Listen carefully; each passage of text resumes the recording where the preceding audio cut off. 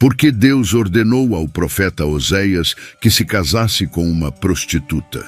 O 8º século antes de Cristo foi um período especialmente tumultuado para Israel. O Reino do Norte foi invadido pelo Império Assírio, com Samaria, a capital, caindo entre 722 e 721 antes de Cristo.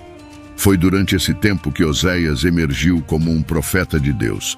Seus ensinamentos e escritos, que estão entre os mais antigos da Bíblia, têm profundo significado para o judaísmo e o cristianismo. Oséias recebeu uma das instruções mais estranhas de Deus. Ele foi instruído a se casar com uma prostituta. Vamos parar e pensar nisso por um segundo. Um profeta proeminente, cujo ensinamento se concentra na decadência moral de sua geração, é instruído a se casar com uma prostituta muito conhecida. Como e por quê? Vamos tentar entender as condições sociais daquele período, a fim de compreender a história de Oséias. Este foi um dos períodos breves em Israel, caracterizados pela prosperidade e tranquilidade. A Síria era a potência dominante na região na época, mas a ameaça que eles representavam a Israel foi temporariamente suspensa. Os sírios, talvez devido à intervenção divina, haviam interrompido sua guerra contra Israel. Consequentemente, Israel experimentou um período de grande prosperidade, especialmente sob o reinado do rei Gabi II, cuja liderança estabilizou a nação. Eu posso imaginar que, em meio a essa decadência moral, a sociedade mergulhou em vícios ainda maiores, incluindo suborno, fraude, corrupção, roubo, idolatria e assassinato. A avareza gerou injustiça, enquanto a riqueza fomentou um clima de permissividade. A promiscuidade sexual se tornou a norma da sociedade e o consumo de álcool disparou. Como você pode ver, apesar da passagem de 2.700 anos, podem-se traçar paralelos marcantes entre a história bíblica da geração do profeta Oséias e alguns aspectos da cultura ocidental moderna. Na época de Oséias, apesar da religião prosperar e se espalhar, as pessoas se desviaram da fé verdadeira de Israel. Foram influenciadas por crenças e práticas trazidas por mercadores viajantes do Oriente e do Ocidente, um eco da globalização e dos primeiros sinais de um governo mundial.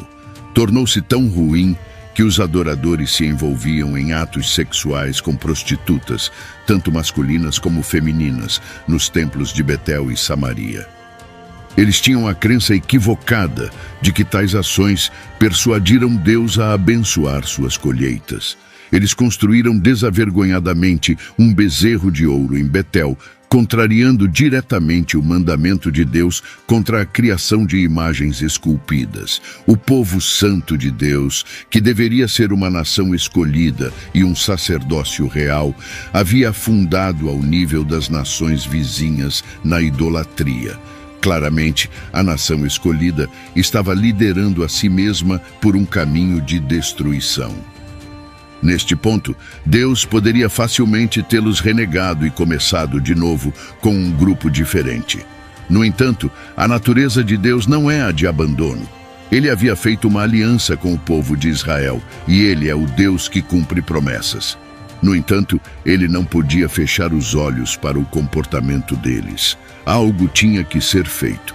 Primeiro, Deus demonstrou a eles que servir e depender da deusa da fertilidade era um pecado inútil, visto que o povo tinha abraçado deuses da fertilidade que promoviam a promiscuidade sexual. Era apropriado que Deus demonstrasse que a promiscuidade sexual não tinha efeito positivo em suas colheitas. A partir desse momento, o povo começou a sofrer com falhas graves em suas colheitas. Deus os lembrava da necessidade de depender somente dele. No entanto, apesar da escassez de alimentos e das claras consequências de suas ações, o povo continuou em seus rituais pagãos e em seus maus caminhos. Em seguida, Deus desencadeou uma seca severa, um desastre significativo, para uma região que dependia de chuvas regulares. pareceria natural que um povo em aliança com Deus se voltasse para ele em busca de respostas para a calamidade que se abatera sobre eles. No entanto, Israel recusou-se teimosamente a fazer isso. Deus intensificou sua disciplina sobre o povo, sendo cada punição mais severa do que a anterior. Ainda assim, o povo permaneceu desafiante. Um terremoto severo abalou a terra, causando destruição generalizada. No entanto, o povo permaneceu apático, priorizando seu próprio conforto decadente acima do arrependimento. Oséias foi o último profeta enviado a Israel, sua última oportunidade de redenção. Oséias fez o que Deus lhe ordenou. Ele entregou uma mensagem sincera, suplicando ao povo que voltasse ao Senhor. Para ajudar Oséias a entender os sentimentos de Deus, ele passou por uma experiência extraordinária. Deus muitas vezes prepara seus profetas por meio de seus relacionamentos pessoais ou da falta deles. Por exemplo, Deus instruiu Jeremias a não se casar, parcialmente para transmitir uma mensagem a Judá de que Deus também estava agora como um solteirão, visto que eles se recusaram a se arrepender e a voltar. Jeremias experimentou a solidão de não ter uma esposa, ganhando assim discernimento sobre as emoções de Deus. No caso de Oséias, Deus lhe deu instruções incomuns. Oséias foi ordenado a se casar com uma prostituta.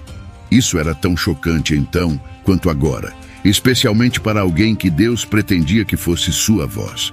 Oséias obedeceu à instrução de Deus e se casou com uma prostituta chamada Gomer. Eles tiveram 3 filhos.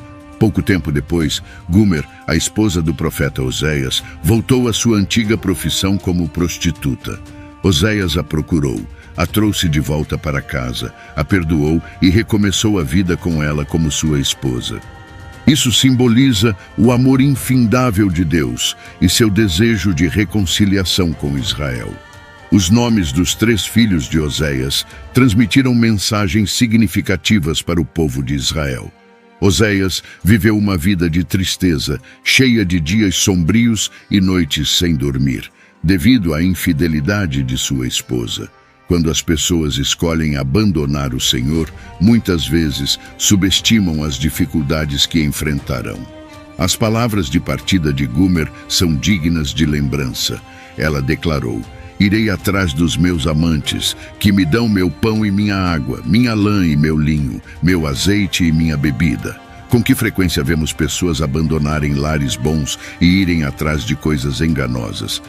Como consequência de sua infidelidade, Deus declarou que retiraria suas bênçãos, incluindo grãos, vinho e roupas. Ele iria expor a promiscuidade dela diante de seus amantes e sua alegria e celebrações festivas cessariam. As videiras e figueiras seriam destruídas, simbolizando a perda de seus supostos ganhos com seus amantes. Deus a castigaria por sua idolatria e a lembraria de que o havia esquecido. Oséias 2, capítulo 9 a 13. Isso é o que acontece quando nos recusamos a nos voltar para Deus após advertências repetidas. Muitas vezes me pergunto por que pessoas como os israelitas, no tempo de Oséias, se recusam a se arrepender, mesmo quando sabem que é a coisa certa a fazer. Então percebo que às vezes não é porque não querem se arrepender, mas sim porque não sabem como. Eles não sabem como se arrepender. Alguns se preocupam que suas transgressões sejam muito grandes para Deus perdoar. Outros estão simplesmente perdidos, engolidos pelas mentiras e enganos de Satanás. Espero que você aprenda com esta mensagem que não há nada que Deus não possa perdoar se você se aproximar com um coração de arrependimento verdadeiro. O que o Espírito Santo tem lhe dito e que você se recusou a ouvir?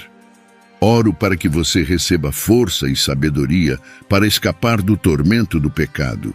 Tudo o que você precisa fazer é pedir a Jesus Cristo agora para ajudá-lo a superar qualquer adversidade que possa estar oprimindo você.